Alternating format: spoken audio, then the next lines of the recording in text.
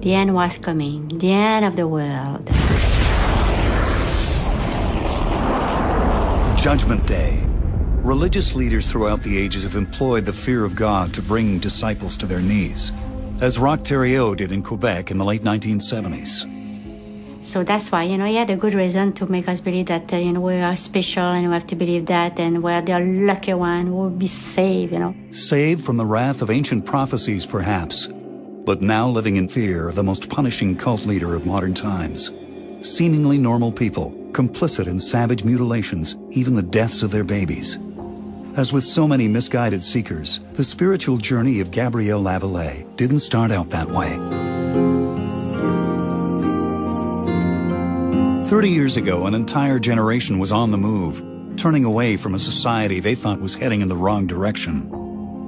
People are searching. You're also looking at a period, 60s, 70s, which were a period of exploration, spiritual, communal lifestyles, and so I think those are factors that come into play, and you have the desire to change the world and make the world a better place. Gabrielle was looking to change the world, or escape it, and for good reason. I was deeply handicapped. I was sexually aggressed when I was very young, a traumatism too hard to handle for my age, so I totally obliterated it from my memory. But still, the damage was done. These would be like lost souls. These would be like people who had nobody or maybe homeless or whatever, and here were some people who were willing to help.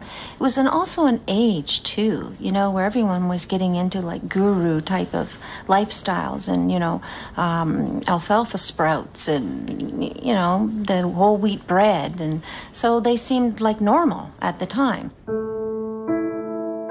If Gabrielle Lavallée was lost, she also had hope that she would find her way in the nursing profession, but not until she felt more sure of herself. I was wondering who I really was. I was wondering hurt. I was wondering where I was coming from, and all of that misery, saying to myself, no matter what I touch, everything, becomes a failure. Why? Depressed nearly to the point of suicide, Gabrielle gravitated to a lecture series run by the Seventh-day Adventists, held at a summer camp north of Toronto. I said, I'm going to go there. Who knows? Perhaps there will be a direction for my future, a direction to follow. She heard a preacher, a man who claimed he was in personal communication with God, a man named Roch Thériault. Car sa puissance de sa colère va tout détruire ce que votre œil peut voir maintenant. I felt someone looking at me in such a way that I had the feeling that his look was like transpercing me. I never, felt such a look before. So I asked to one of the people who were with him to fix an encounter, and the sooner the better. People really kind of sometimes have this view that don't look in a leader's eyes or they'll zap you, and in some way they'll put you totally under their spell, like the kind of image one has of the zombies that are out there. And it's not really like that. I often look at it more as like kind of a love relationship. It's like kind of you fall in love. And you often hear the expression, love is blind. And in many ways, I think there's a process that goes on that is similar to that. It's like, wow, it's amazing. I've never had this happen to me in my life before. These are the most wonderful people. They're involved or care about the same things I do. Gabrielle listened closely to this charismatic preacher and his vision of opening a healing center. If she didn't immediately volunteer, it wasn't due to any misgivings about him. I didn't have very much confidence in myself. I didn't believe in myself. I didn't love myself. She didn't have to, because this guru's outlook was positively infectious.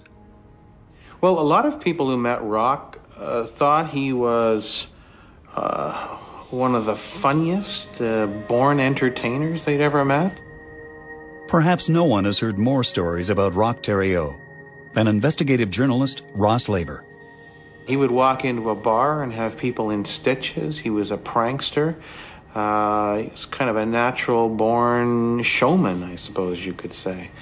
A lot of people became convinced, including professionals, psychologists, social workers, psychiatrists, that Rock was a brilliant and kindly man of the Bible who only meant good. Good intentions are rarely enough to seduce a listener, which is why Thériault had a plan of action. Rock had gathered around him about a dozen young people. Some of them were, many of them were school dropouts, people not doing anything with their life, looking for some sense of purpose. And Rock wanted to keep them busy and keep them around him, so they set up a natural food clinic, and he sort of presented himself to the public as a homeopathic healer. Armed with a nursing degree, Gabrielle could assist Thériault, and likewise, his proposed wellness center would allow her to serve others. Well, he asked me, why don't you become an associate with me, you know?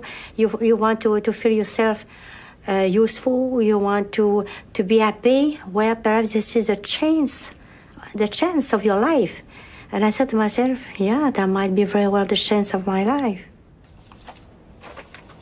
Mike Kopfeld has heard it all before. He runs InfoCult, a clearinghouse for information on new and strange religious movements.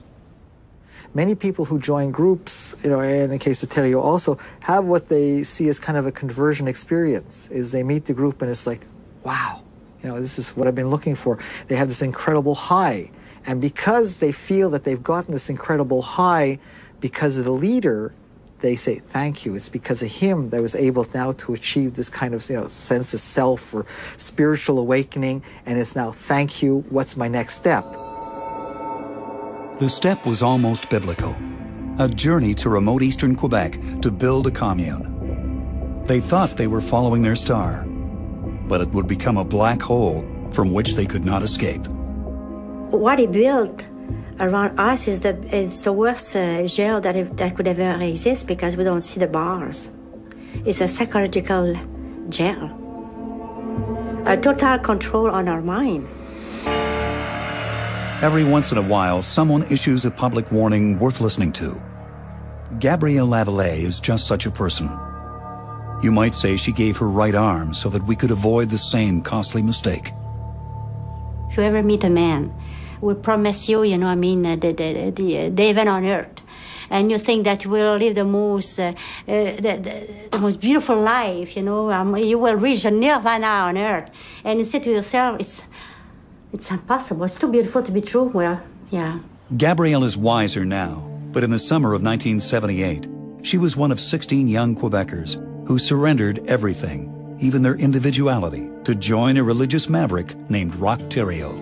Rock made a break, and he packed up all of his meager belongings and all of his sort of ragtag band of young people and headed off into a remote part of the Gaspé Peninsula, and out of nothing built a big log cabin large enough for about a dozen people.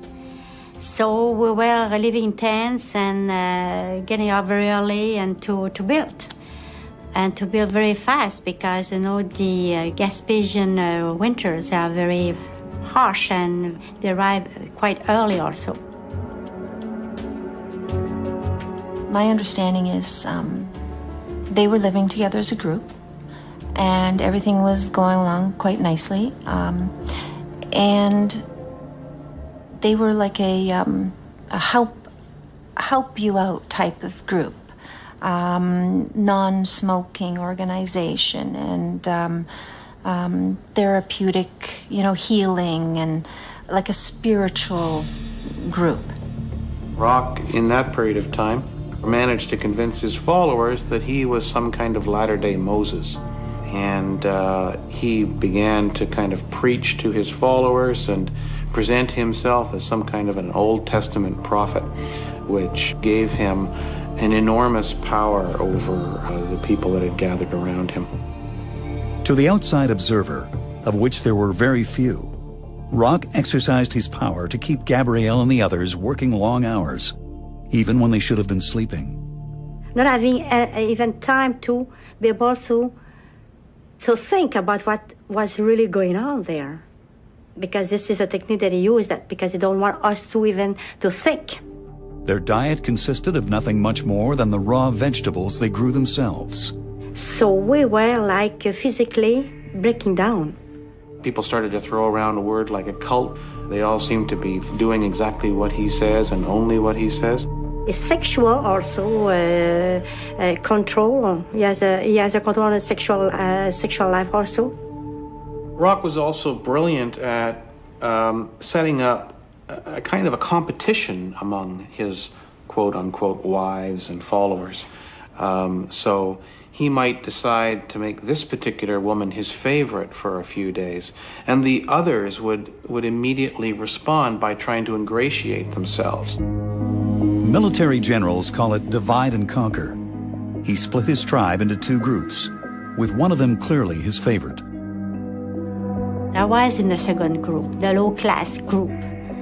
We don't have no right to say anything, to be against anything. We have to accept what is going on, no matter what. And if you don't accept, what are going to be punished? Worked, starved, ostracized, ignored.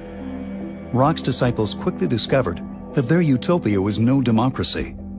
But they had no choice but to keep it to themselves. Because the thing is, you're not getting people who are standing up in the middle of a session and saying, excuse me, Rock, I don't tend to agree with the kind of position we're taking. What happens when you eliminate the social norms that govern everyday reality? For one thing, it becomes a jungle out there where the weakest among us die.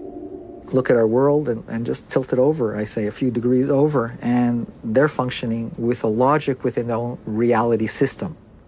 It's then a question of understanding what's their reality system, because there's an internal logic to the group. It just from the outside obviously looks hard to understand. One former member, I remember, told me, and it was kind of an interesting way of analyzing Thériault, you came to know when you could do certain things or how he would behave, and she told me it all depended on the weather. And what do you mean by the weather? Well, when it was nice, he was in a good mood, and when it wasn't nice, or it was raining, or the weather was bad, he drank. And when he drank, you never knew what he would do. Ross Laver wrote an expose about Thériault called Savage Messiah, in which he examines Rock's childhood for signs of a latent killer. His father was a very, very militant conservative Catholic belonging to a sect called the White Berets. And partly as a result of that, Rock grew up hating the Catholic Church, and he became attracted to the Seventh-day Adventist Church, in part because the Seventh-day Adventist Church stressed a lot of things that Rock had started to become very interested in, like natural foods, cessation of smoking, no drinking, and so on and so forth. And he was recruited by the church in part because he proved to be an absolutely brilliant salesperson. And so he very quickly emerged as kind of one of their star door-to-door salesmen and evangelists. But church officials soon became uncomfortable with his magnetic personality and with the crowds that this upstart was attracting to his sermons. He said that he had gifts, that he met God, he experienced God in his life, and he had visions, and as he was very bright, he was able to really he was able to avoid any suspicion from me. I really believe. Rock's disciples weren't alone in mistaking him for a man of God. At one point, at the urging of the parents of a number of Rock's followers, he was taken into custody, taken to a major hospital in Quebec City, and held for a psychiatric examination. When that examination ended, the head of psychiatry at the hospital called a news conference in the hospital and told the media that Rock Thériault was a shining example of a kind of a back to the land, a wonderful man, a man of God, and it's such a terrible thing that the police would be subjecting him to this harassment. The hospital staff didn't just believe in Thériault. They sent him a mental patient to recuperate in his Gaspé Garden of Eden. Rock put him in charge of the children. But who was looking out for him? Apparently the baby that he was looking after, one of them, would not stop crying. Cried and cried and cried. And he beat this child to make it stop crying. Well, he beat it into a coma. And when Rock and the women came back, I don't know what they did to him, but Rock's decision on how to make this baby better was to circumcise him. Nurse Gabrielle must have seemed to everyone the obvious choice to perform the operation, but not to Rock Thériault. He really thought that he was gifted, that God gifted him, of that ability to do operations, to do surgeries. But when Rock, played the doctor, he was Frankenstein. The baby died on Dr. Frankenstein's kitchen table, not from loss of blood, but from alcohol poisoning, poured down its little throat as an anesthetic. Rock then decided to operate on the mental patient. The misfit escaped, but not before Rock had castrated him. Thériault was arrested on charges relating to the death of the child and the castration. He was convicted of criminal negligence and sent to jail. As for the commune, it was ordered to disband. And to think that they regrouped again, and more children died and more women were killed. It's just... But they actually duped people.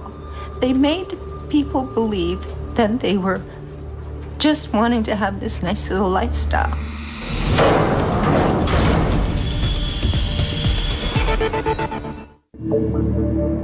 For 2 brutal operations, which he was entirely unqualified to perform, the homeopathic guru who called himself Moses found himself behind bars. David Wolfe is an expert on sociopathic behavior, the kind that allows a person to suffer delusions of grandeur. It's what we call megalomania. It's a real belief that you have all the answers. So there's definitely a personality disorder in there. That's something usually started in childhood. Our best understanding of such individuals is they grew up typically in very controlling households.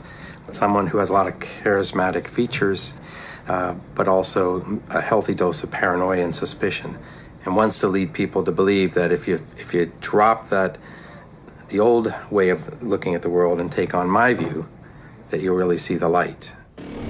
For the next 14 months, Thériault could only shine his eerie light from prison. Some commune members decided 4 years of abuse were enough and fled. But the rest of the family, including Gabrielle, remained mysteriously under his spell. And Rock was phoning us very often from the jail, even me, of the second group, the low class group, saying that I was special and everything, and that he loved me so much. And then when we leave the jail, it will be totally different than it was before. We're going to live in peace. We were ready for that step, and saying that we're all very great human beings and don't leave him. So that's why the group stayed together. When Thériault was released, a dozen hardcore believers were prepared to give their master another chance. They headed west to Ontario, into dense bush country north of Toronto. Here was a place even more remote, 4 miles away from the nearest town of Burnt River, where screams would surely never be heard. We have to roll up our sleeves and work and work and work to build up in a matter of no time. It's incredible. Gabrielle would soon be forced to endure worse torture than hard work. The 2 children she had by Rock were taken from her to be raised by his favored women. Not being able to love my children, that was the worst thing that a man could have done to me. He could have killed me. If God did not give me that spiritual strength, I would have never be able to go through that. Impossible. Impossible. Rock, as I say, just seemed to be kind of a natural-born manipulator of people, somebody who knew instinctively how to break down somebody's defenses, want them to follow him, and do exactly what he said. Why would a dozen seemingly sane people volunteer themselves into slavery? Our impulse is to call them all crazy. But Mike Gottfeld suggests that's too easy an answer. Can't write them off as kooks because they aren't. You know, as strange or, weird as it may be perceived by the outside, I think it does, I think it's a totally wrong track to take to start with believing that these people are just, crazy. Deprived of her children, Gabrielle would rationalize it as part of a greater logic, a sacrifice that they were all making for God. Thinking of even leaving this is like, going back to what? The humdrum of everyday life. Here I am, part of God's force that's creating a better world or trying to create a better world. What can be better than that? Manson had a very similar dynamic. He did the same thing. He just mixed in drugs as a spiritual thing.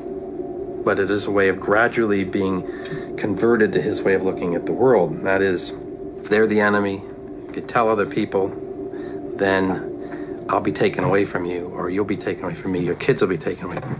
Your life as you know it will be destroyed. I'm keeping that at bay. So they become all powerful.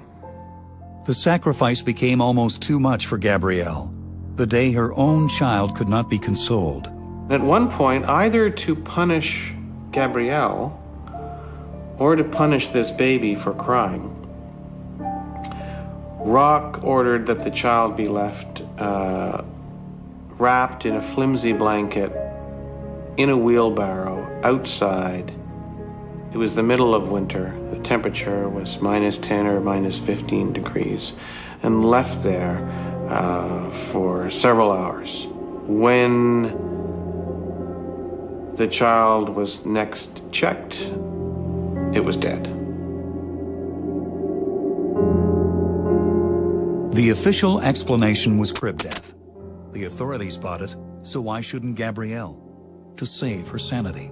My son died in 1985, January 26, 1985, from crib death syndrome at the age of 5 months and 12 days. And I'm sure that he died from that because I have all the medical paper concerning his death. You want to think he's crazy, but it was also, there was intent, and he knew what he was doing. Part of the craziness is to capture it in that mystical belief that I have these powers, and also to make it difficult for others to understand. Only you understand my powers, and know how powerful I am, and so that creates that whole mystery around the person. Rock kept fathering children with his 8 concubines. If the kids were exceptionally well behaved, his methods of disciplining them might explain why. According to some of the people who were there, he might take that child, hold it up against a tree trunk, and drive in knives on the clothes of the child to pin it against the tree, and then go to the mother of that child and say, I want you to throw these rocks at your children. And if she refused to do it, he would threaten to hurt the child even worse. Because of their remote location, Thériault could continue his campaign of terror with impunity. But that very same isolation was piquing the public's curiosity about who these gentle people were. I was a journalist working for the Fenelon Falls Gazette. And I had just been sent by my publisher to cover a story. He wanted to find these people who everyone was talking about in the community, this group who had moved on to this acreage out in the middle of nowhere, and no one seemed to be able to find them. So he made it my job to find them. Most of the press coverage that they got was extremely favorable because, of course, when they would visit, Rock would be on his best behavior. If they had a visitor at the commune, they would always put on a big banquet, a lavish dinner, lots of food. So, of course, nobody had the impression that people were being starved or mistreated. Would look to the outside world as if not only were they being well fed, but also that they were growing their own food, they were baking their own bread. This sort of picture of this alternative community really appealed to a lot of people. Reporter Debbie Vilaka found herself in densely wooded country without a compass. There was no apparent entrance to the property. Nobody really knew exactly where the entrance was. So I went out one day and just sort of scouted along the concession lines and started to follow in a few of the like logging roads. I had gone in quite a while and I was just walking. All of a sudden, shots were fired and bullets were hitting the trees above where I was walking. And so I just sort of like crouched down to the ground and I started hollering like, hey, you know, there's people here, there's someone here. My reaction when it happened, it wasn't like fear, it was anger. And it was like, hey, you know, quit shooting. But then my second reaction was, this is crazy. I gotta get out of here.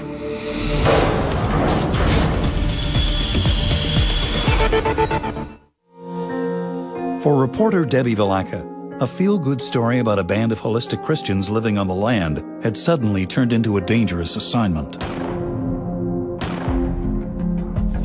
She returned to the bush country north of Toronto, this time in a four-wheel drive vehicle, accompanied by another reporter.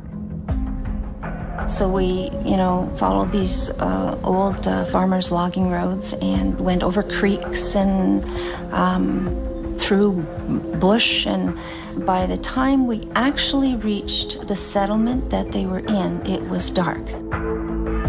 They were met by two of Rock's women, who weren't expecting guests for dinner. They were very agitated. Like they were not weak women at all. They weren't saying, you know, oh, what are you doing here? You know, they were like, what are you doing here? Who are you? They issued a warning that Rock would be upset, but Debbie didn't flinch. She had questions that needed answers. Escorted into the main building, Debbie encountered 12 young children sitting at a long table. It was silent. There wasn't a sound. They didn't fidget. They didn't talk. They didn't cry. Like, it was very odd. And then Rock came in.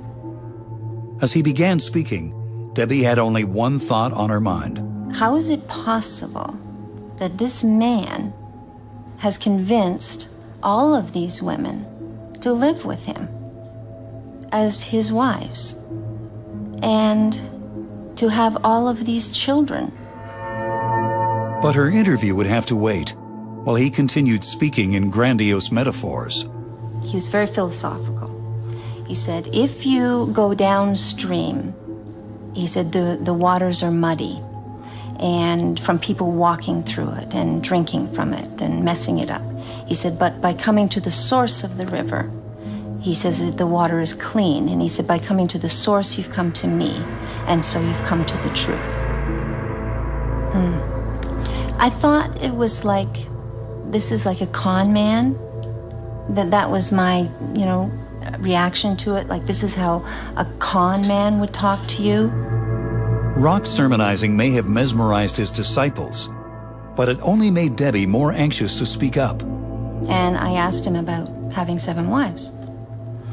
And he said that they were not wives in the conventional sense. They weren't married. He basically said the relationship was the women love me and I love them.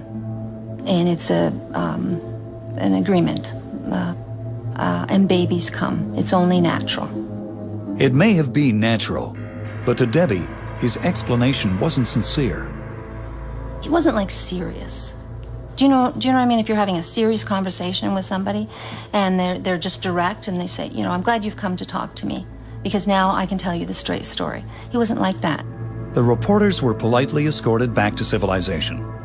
But for cult members who wanted to leave, it wasn't that simple. You were isolated.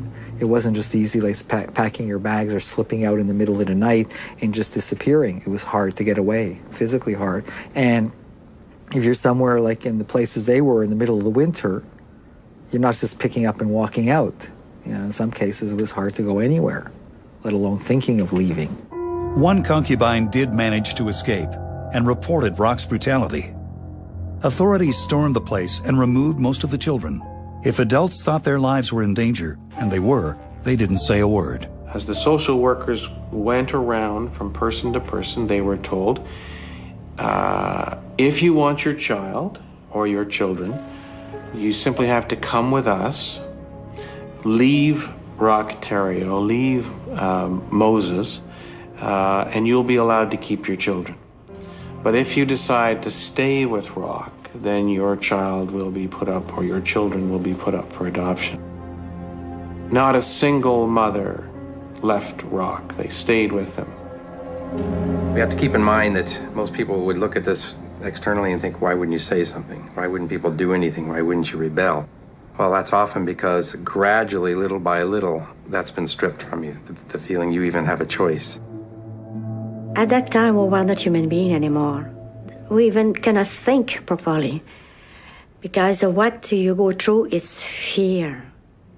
Fear. Second after second, minute after minute, hour after hour, for years. With his children gone, Rock decided someone had to pay. He singled out a scapegoat, one of his more strong-minded women, Solange Boulard. He dragged her into the forest. And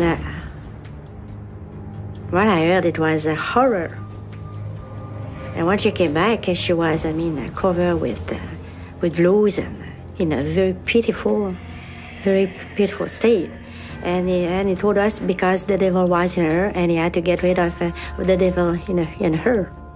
Unconvinced that Solange's spirit had been purged, Rock ordered her to undergo one of his kitchen table surgeries. For Solange, there would be no escape, and no report to authorities. In fact, it wouldn't be discovered for almost a year that Solange Boulard was dead. What she was going through, she was going through something. I could feel that. I just couldn't describe it because she was, her belly was open.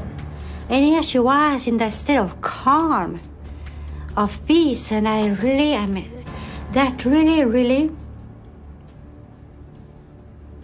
impressed me. How could a spiritual movement descend to such depths of depravity? Mike Kopfeld puts himself in Gabrielle's shoes. So now if I'm watching you being beaten, I'm sitting there going, phew, I'm glad it's not me. I'm not going, why is she being beaten? And I got to find some way to stop this because this is horrific.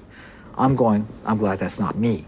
And so it's very different. So one is looking out also for one's own interest on one level at the same time as finding a way to justify that was warranted because she wasn't doing what God wanted, or she was somebody who was too selfish, or she was somebody who gossiped too much or didn't do what she was supposed to do. A constant state of denial turned these grown men and women into children, and worse. We don't have no power, no possibility to think anymore. As I said, we are zombies. We're not human beings anymore. We are like zombies. Now people assume, well, this is all well planned out. This is not planned out. You see, that's the whole thing that people sometimes forget, is they think that this is, all planned out. But it's a process that goes on, and it's only when we talk about it by stepping back and trying to look at how the group evolves that we can see certain kind of processes going on. And in the case of, let's say, Terrio, you can see that because he could do what he wanted and no one reacted against it, what was to stop him from going further? Nothing. Not even Gabrielle Lavallee, for whom it did go a lot further. Gabrielle had been getting on his nerves for some reason. He decided that she needed to be taught a lesson. He grabbed one of her hands, forced it down to their big wooden kitchen table, and took a knife and stabbed through the hand, basically sort of crucified her hand to the table. Believe me, I was sure that I would die that night. I was really certain I would die.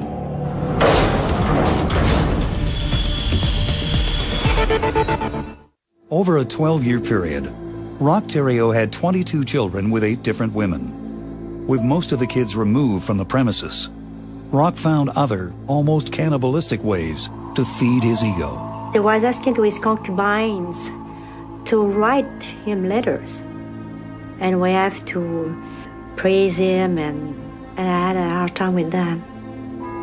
So we wanted to make an example, you know, saying to the others, if you are stubborn like she is, you're going to through what she's going through now. She was already suffering a broken arm that had become infected. He grabbed one of her hands, forced it down to their big wooden kitchen table, and took a knife and stabbed through the hand, basically sort of crucified her hand to the table so that she was unable to move with this knife going right through her hand. I saw the whole scene, but I didn't have no feeling, no fear.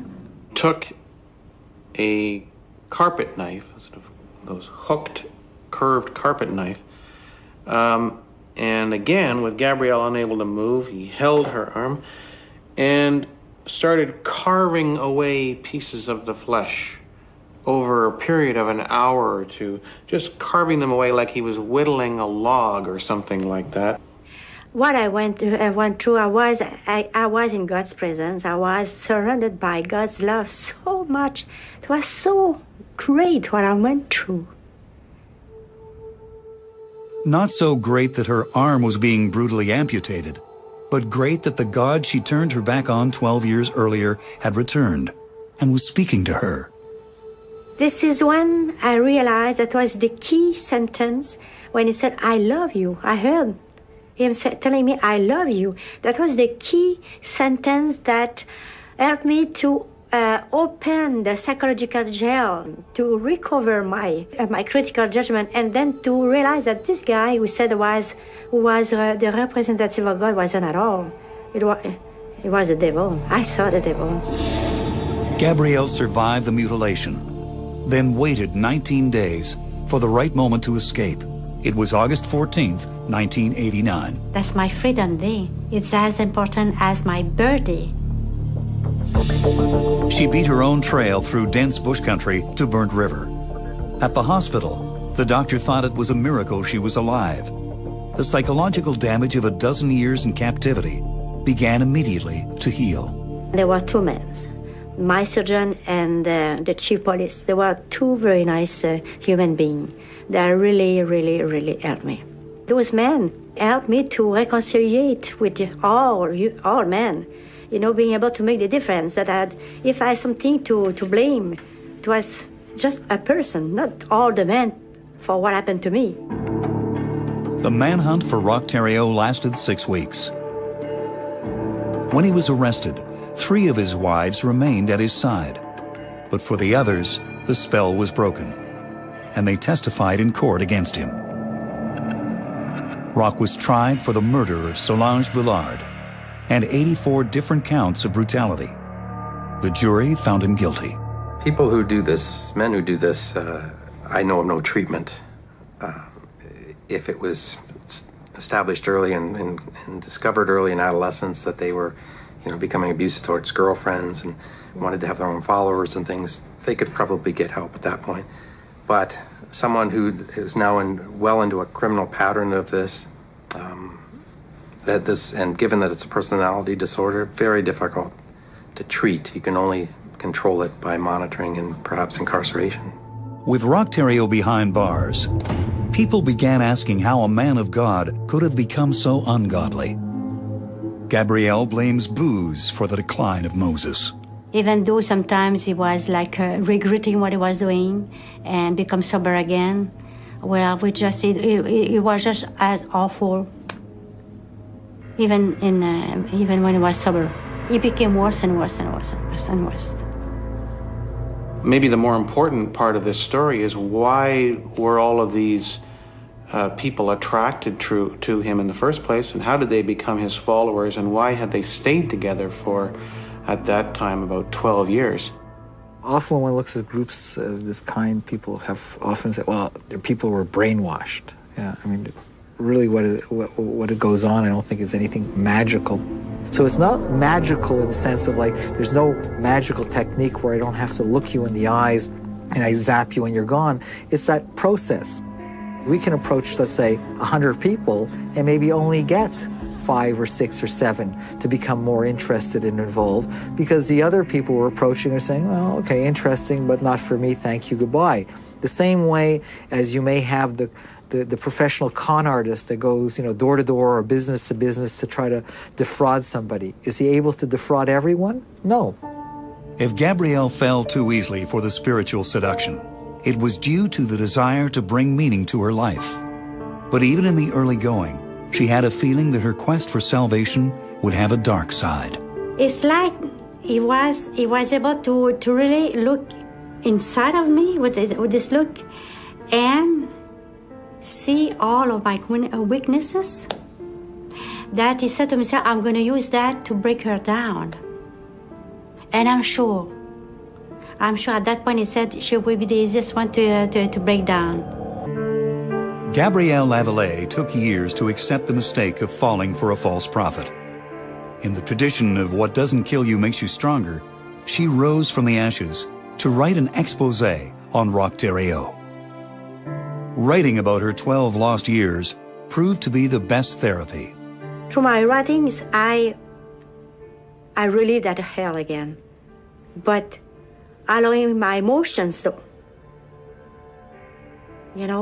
to really go through all of that, because when I was with Thériault, I just couldn't show my emotions. She took her book show on the road, to schools and women's groups. Her message was about happiness. It is not out there. We have to find it in ourselves. It's there. Everything is there to fulfill ourselves. So when we reject ourselves, well, our spiritual life, when we decide to live only on a human will, oh la la. Gabrielle can testify about willpower. It's not always the captain of our fate. As David Wolfe explains, it's not that difficult to convince people to believe in you. If I wanted to do that tomorrow, I would find something I thought people needed. And it's usually some basic emotion. They need affection and love and attention and resources. And I would provide that to them, and I would little by little block out the other stuff that they have and convince them that this is better for them. And one day they wake up and realize they're totally controlled by it but can't get out. Roch Thériault has served 15 years behind bars and is now eligible for parole. But he recently declined a hearing. He said he fears for his life if set free. For Gabrielle, life has never been better, especially since finding the daughter she lost to adoption. I never thought I would see my daughter again. I was sure I would never see her again. So, in 1989, August 14, I leave for good. And then I make sure to contact her adoptive family, and as they are great human beings with a great heart, they allow me to see her again. Gabrielle was anxious that her 6-year-old daughter might be traumatized by painful memories. But I have to play strong, I mean, that was not easy. Very, very, very emotional. When I arrived at her place, finally, when I gave up clothes and a teddy bear, I just, embrace her adoptive mother and allow myself to cry there. Tears of gratitude that helped Gabrielle come to terms with a memory of one very bad man. There is always a bit of light in the darkness. And we have to kind of hope on that, to get out of that of darkness, because there is always light at the end of the tunnel of our human misery. Always. Never give up. Never, never, never, never give up.